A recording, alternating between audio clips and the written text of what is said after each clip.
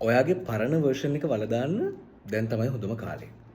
ජීවිතයේ සමහර තැන්වලදී අපිට හිතනවා අපි මුහුණ දෙන අත්දැකීම් වලට අපි මුහුණ දෙන සිද්ධි වලට අනුව අපේ මේ ජීවිතයේ තියෙන සමහර ගති පැවතුම් සමහර පුරුදු ඒ වගේම තමයි සමහර වර්ෂන්ස් සම්පූර්ණයෙන් අයින් කරන්න ඕනි. එහෙම නැත්නම් ඒවට සීමා පනවන්න ඕනි කියලා. එහෙම තැන් එනවා. සමහර විට මේ වෙනකොටත් ඔයාගේ ජීවිතේ ඔයා එහෙම දෙතුන් පාරක් කරලා තියෙන්නත් පුළුවන්. එහෙම නැත්නම් ඔයාට එහෙම කරන්න අවස්ථාවක් ඇවිල්ලා නැතුව මේ වෙලාවෙ එහෙම දෙයක් කරනවද නැද්ද කියලා හිතන වෙන්නත් පුළුවන්.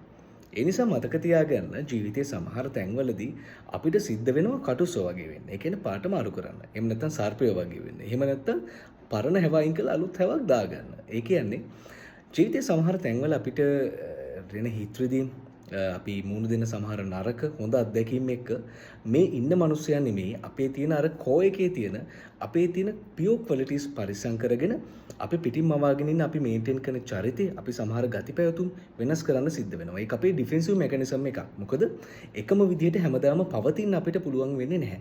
ඒක නිසා ඒ දේවල් වලට හැඩගැහෙන සිද්ධ වෙනවා. ඔයාගේ ඇතුළේ තියෙන අර යහපත් දේවල් ටික රැකගෙන ඔයාට මේක කරන්න වෙනවා.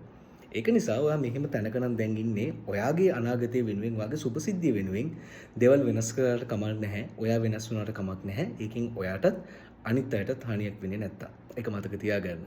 ජීවිතේ සමහර වෙලාවට අපිට අපිවම වල දාන්න සිද්ධ වෙනවා. ඔයා එහෙම තැනක නම් ඉන්නේ මේ කියපු දේවල් ටික මතක් කරලා ඒ දේවල් එක්ක ඔයා කරන්න යන දේ ගැලපෙනවා නම් මේක තමයි ඔයාට ගැලපෙනම වෙලාව. ඔයාගේ පරණ වර්ෂන් එක වල දාන්න. එහෙම නැත්තම් ඔයාට ඔයව වල දාන්න. ඒක මතක තියාගන්න.